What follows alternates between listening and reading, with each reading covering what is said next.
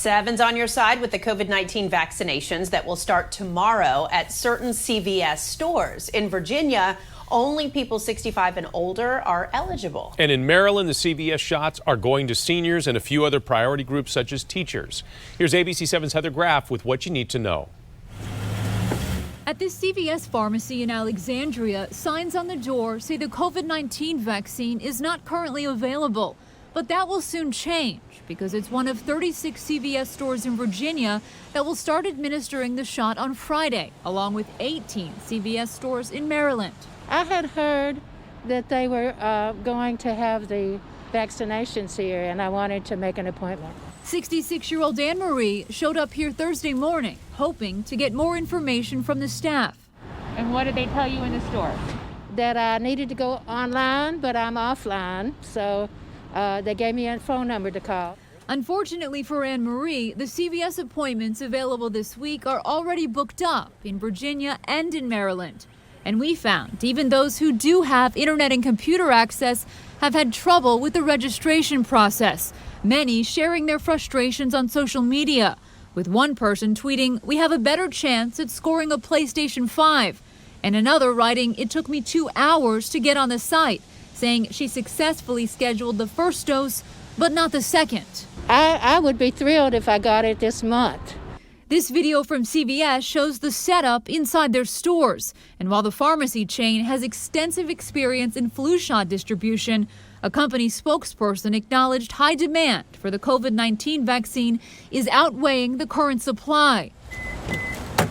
Which means Anne Marie and many others will keep waiting, at least for right now. And I'm going to try to make an appointment. And then whenever the appointment comes, I'm going to come over. Heather Graff, ABC 7 News.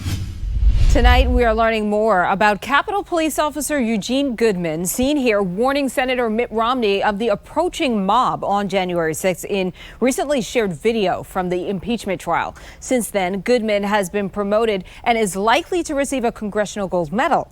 All new at 11, ABC 7's Carl Willis with Goodman's Prince George's County roots and an educator who knows Goodman from back in his high school days. Many of the days that shaped the character of the faithful public servant seen in this video from the Capitol riot took place at Prince George's Central High School, where Officer Eugene Goodman, seen here in his junior year photo, received care and strong guidance from educators like McKinley Hayes. I remember him as a person who was in good standing. When I speak of good standing, one who knew how to conduct himself and being studious. Hayes, now retired, was Dean of Academic and Student Affairs back in the late 90s when Goodman was an upperclassman. He says he remembers Goodman being well-behaved, helpful, and attentive, a background that makes sense now as we see new videos of Goodman's act of bravery. I'm talking about split-second timing. Hayes says there's a sense of great pride amongst Central Falcons. It was an honor for me and a great feeling to say, in some way, I hope that I did touch his life. The main thing, he didn't give in.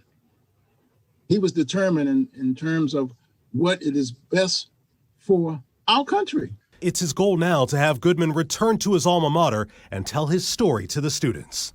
It was commendable of what he did. He is most deserving of the highest award that he could possibly receive. Carl Willis, ABC 7 News. In 2020, Virginia Governor Ralph Northam signed a bill into law allowing speed cameras in the Commonwealth. In 2021, Fauquier County is poised to be the first in Northern Virginia to install them. 7 on your side's Annalisa Gale with the decision just in tonight. Annalisa.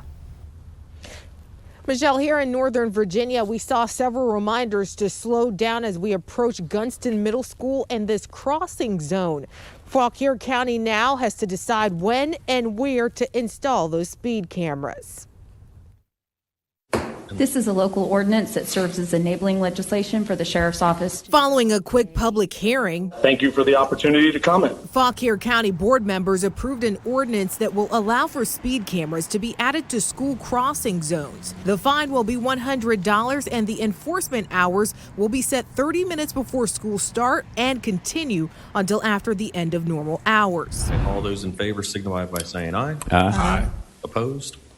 one passes. This comes nearly a year after Governor Ralph Northam approved a bill which allows for the technology to be used in school crossing zones across the state. That was my only concern with the whole thing, was that we're just not spending more money than we're getting chasing that fine. Although one board member expressed concerns about the cost of the service for keeping up with violators, the general consensus from local leaders is that the cameras will make the areas safer for students. Some tests we've been doing on this, over 600 violations at 10 over in one of the school zones, is staggering. But not everyone is on board with the idea. Richard McCarty is the founder of the Coalition of Motorist Rights. So this is a real problem for low-income families. To a lot of people, a $100 ticket doesn't sound like a very big deal.